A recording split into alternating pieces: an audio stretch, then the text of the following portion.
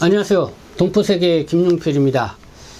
네, 오늘은 5월 27일입니다. 금요일입니다. 최근 이 중국 동포분들께서 저한테 이 고충 상담을 해오신 내용이 있습니다. 그래서 함께 이것도 여러분들하고 공유를 하는 게 필요하겠다 싶어서 오늘은 그 내용을 좀 알려드리고자 합니다. 모두 오늘 알려드릴 건 3가지 정도가 되는데요. 먼저요. 이 건설 현장에서 일을 했는데 임금을 못 받는 문제, 이런 경우 많이 있습니다. 이분 같은 경우는 내용을 들어보니까 지난해입니다. 이 팀장, 그러니까 보통 건설 현장에서는 오야지라고 하죠. 이렇게 팀장 포함해서 5명이 함께 일을 했던 것 같습니다. 그래서 모두 한 5천만 원 정도의 임금 체불권이 발생이 된 건데요. 그래서 이 팀장한테 모두 위임을 해서 지방노동청에 이 진정서를 냈다고 합니다. 그러니까 신고를 한 거죠. 그래서 이 팀장이 대표로 이 노동청에 방문을 했고요.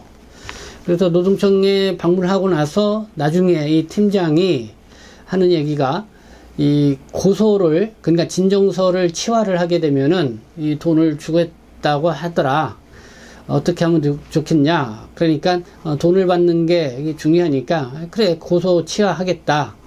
그렇게 해서 이 진정서를 치활을 했다고 합니다. 그리고 나서요, 이 팀장이 그 결과 어떻게 됐는지, 고소가 치활가 된 건지, 또 그 받아야 할 임금을 받은 것인지 아무 말이 없다는 것입니다. 그래서 이 지난해 한 10월인가요? 그때쯤에 있었던 일인데 지금까지도 그 팀장이 아무 말이 없어서 지금 답답하다.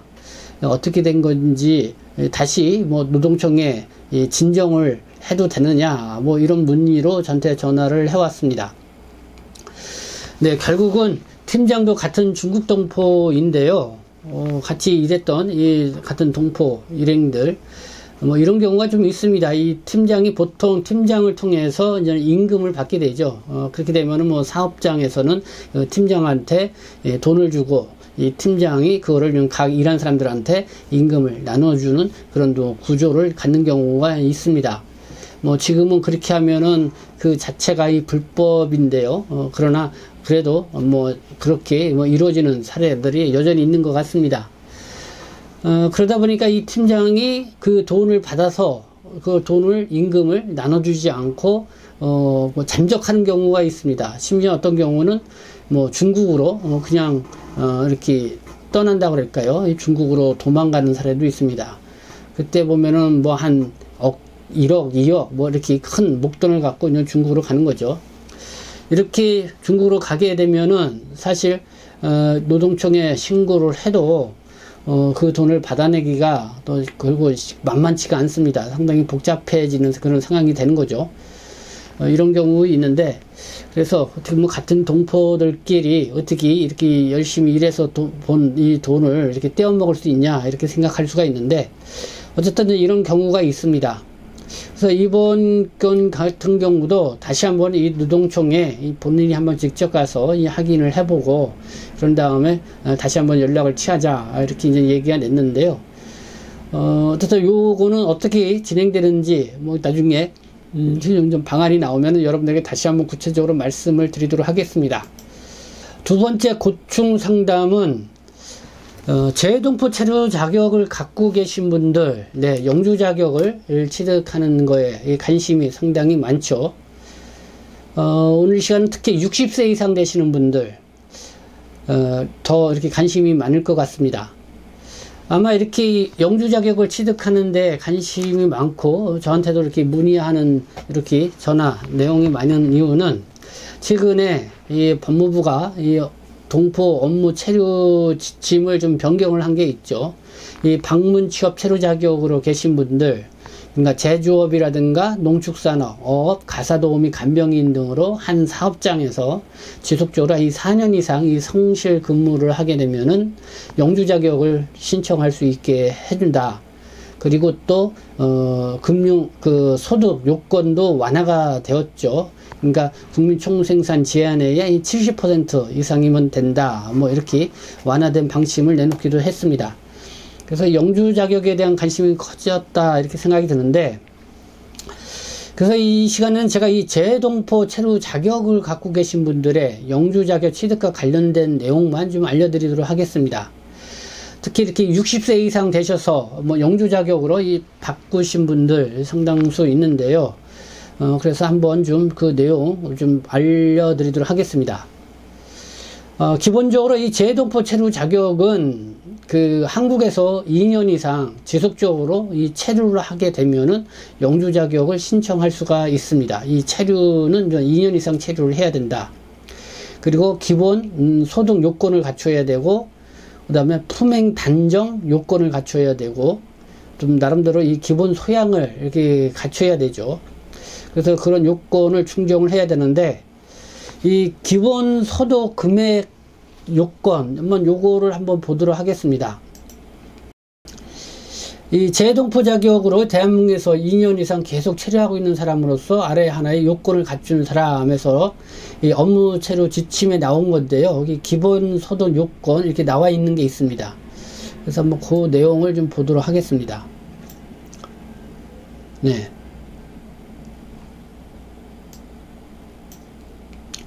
네, 영주 자격 신청 시 연간 소득이 한국은행고시 전년도 1인당 국민총소득 GNI 이상인 사람, 그리고 이제 동거 가족과 합산하는 경우 신청인의 소득이 연간 소득 요건 기준액의 50% 이상인 사람, 이렇게 그냥 소득 금액 증명을 해야 합니다. 이 GNI 국민총소득, 네, 요게 나와 있는데 이게 전년도 1인당 국민총소득입니다. 그래서 전년도 1인당 국민총소득을 보니까 그러니까 24만 7천 원 정도, 그러니까 4천만 원이 조금 웃도는 그런 금액이었습니다. 그리고 이제 같은 주소지에 거주하고 있는 동거가족 경우, 뭐 부부라든가 뭐 이렇게 좀 합산을 해서 이렇게 국민총소득 4천만 원 이상, 연간 국민총소득 4천만 원 이상이 된다. 그걸로 이제 신청할 경우 그 신청자의 본인 소득이 연간 소득 요건의 기준액의 50% 이상이 되어야 된다. 뭐 요거 좀 이해를 하셔야 될 것 같습니다. 그리고 이제 해외로부터 연금을 받는 60세 이상의 자, 이 연간 연금액이 은행고시 전년도 1인당 국민총소득 GNI 이상인 사람. 네, 여기 GNI가 또 나오죠. 그러니까 그 1인당 지나서 2021년도 소득이 4천만 원이 좀 넘었습니다. 그 이상인 사람, 이렇게 이제 연금을 받는 사람들은 이렇게 적용이 된다. 그리고 또 하나 있어요.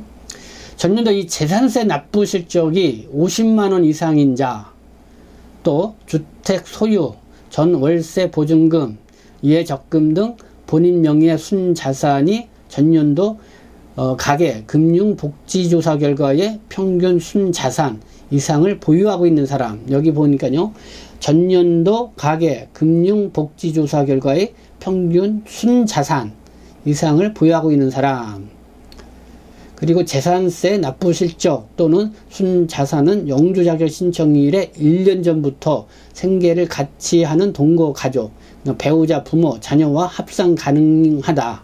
다만 신청인의 재산세 납부 실적 또는 순자산이 기준액의 50% 이상이어야 한다. 단 이 신청인이 미성년 자녀를 영역하는 경우와 미성년 자녀인 경우는 제외이다. 네, 여기 보니까 부동산 등기부등본, 부동산 매매계약서, 임대차 계약서, 뭐 또 재산세, 납세 증명서, 또 전월세 계약, 신용 정보 조회서, 뭐 이런 것들을 제출해야 되는데요. 여기 보니까 이제는 전년도 가계금융 복지조사 결과 평균 순자산이란 말이 나오죠. 그래서 요거를 찾아보니까 네, 여기 있습니다. 2021년도 가계금융 복지조사 결과 가구당 평균 순자산이 4억 1,452만원, 네, 이렇게 나와 있죠.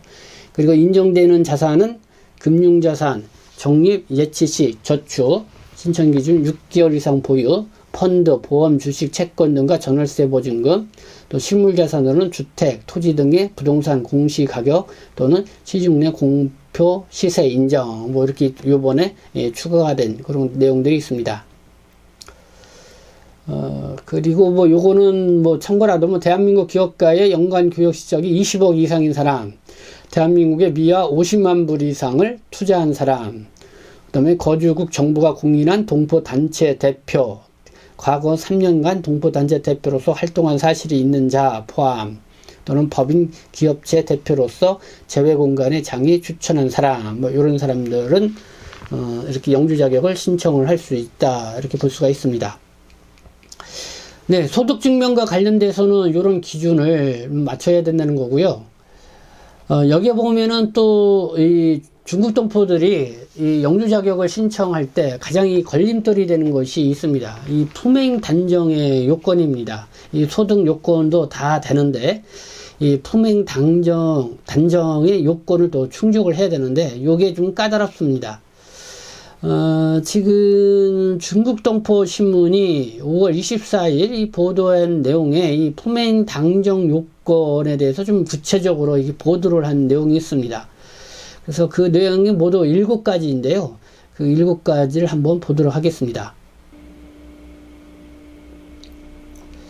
첫 번째, 대한민국 법률을 위반하여 금고 이상의 형의 선고를 받고 그 형의 집행이 종료되거나 집행을 받지 아니하기로 한 날로부터 5년이 경과하지 아니한 사람. 두 번째, 대한민국 법률을 위반하여 벌금형의 선고를 받고 그 벌금을 납부한 날로부터 3년이 경과하지 아니한 사람. 세 번째, 출입국 관리법 제7조 제1항 또는 제4항을 위반하거나 동법 제12조 제1항 또는 제2항을 위반한 날로부터 5년이 경과하지 아니한 사람. 이제 출입국관리법 위반 상황이 위반하고 나서 5년이 지나야만이 영주 자격을 신청할 수 있다는 것이죠. 또 신청일 이전 5년간 출입국관리법을 3회 이상 위반한 사람은 또 안 된다는 것입니다. 단 이 과태료 처분을 제외한다, 이렇게 나와 있습니다. 그리고 출입국관리법 제59조 제2항에 따른 강제 퇴거 명령을 받고 출국한 날로부터 7년이 경과하지 않았거나 또 동법 68조에 따른 출국 명령형을 받고 5년이 경과하지 아니한 사람. 그리고 본국에서 특정 강력범죄 및 협박, 공갈, 사기, 보이스피싱, 마약범죄에 준하는 범죄로 본국, 외국에서 형을 선고받았거나 그 이외의 범죄로 본국 등 외국에서 금고 이상의 형에 준하는 범죄로 형을 선고받은 사실이 해외 범죄 경력 증명서를 통해서 확인된 사람. 네, 영주 자격 신청이 안 된다는 것이죠. 최근 3년간 출입국 관리법을 위반하여 500만 원 이상의 범칙금 처분을 받았거나 합산한 범칙금의 금액이 700만 원 이상인 사람. 네, 이런 사람들이 품행 단정 요건에 져야 되기 때문에 영주 자격을 신청을 하더라도 불허될 가능성이 많다, 뭐 이렇게 보시면 될 것 같습니다. 네, 뭐 이런 내용이 있고요. 참고해서 여러분들이 알아두시면 좋을 것 같습니다. 세 번째는요, 이 중국 여권 관련 문의도 있었습니다. 특히 이 여권 유효 기간을 착각을 하시고 이 기간이 넘었다 하면서 어떻게 하면 좋으냐, 이렇게 문의하시는 분들이 있는데요. 다행히 알아보니까요, 중국에 가지 않고도 한국에서 뭐 여행사라든가 이렇게 행정사 이 대행을 통해서 중국 여권 갱신이 가능하다고 합니다. 그래서 이 중국 여권 갱신과 관련해서는 제가 별도로 상세하게 다시 한번 말씀을 드리도록 하겠습니다. 네, 오늘은 5월 27일입니다. 영주 자격을 갖고 계신 분들 6월 1일 이 지방선거 때 이 투표권을 행사할 수가 있습니다. 그래서 이 투표권을 행사하시는 분들, 국내에 체류하고 있는 동포 또 이주민들을 대표해서 이 투표를 한다 생각을 하시고 다들 이렇게 소중한 한 표를 했으면 좋겠습니다. 그리고 참고해서 말씀드리는 게 오늘 27일이죠. 내일은 28일. 네, 이틀간에 거쳐서 이 사전투표를 실시를 합니다. 그래서 지금 사전투표를 실시를 하니까 6월 1일날 바쁜 일에서 투표를 못 하시는 분들 오늘 내일 시간 내셔서 이 사전투표를 해도 좋을 것 같습니다. 이 투표소에는 뭐 여권, 뭐 또 신분증 이렇게 갖고 가셔서 하시면 될 것 같습니다. 네, 지금까지 시청해 주셔서 감사합니다. 어쨌든 여러 뭐 고충 상담 뭐 이런 또 뉴스 제보 내용이 있으면은 앞에 이렇게 좀 제가 안내 문구를 자막으로 이렇게 넣어드리고 있는데요. 이를 통해서 여러분들 이렇게 문의를 해주시면 감사하겠습니다. 특히 이 카카오톡으로 이 아이디로 이렇게 해주시면 또 카카오톡으로도 또 전화 통화도 가능하니까요. 그렇게 여러분들이 고충 상담 문의를 해주시면은 나름대로 성심성의껏 이 답변을 해드리도록 하겠습니다. 네, 지금까지 시청해 주셔서 감사합니다. 저는 동포세계심 대표 변실장 김용필이었습니다.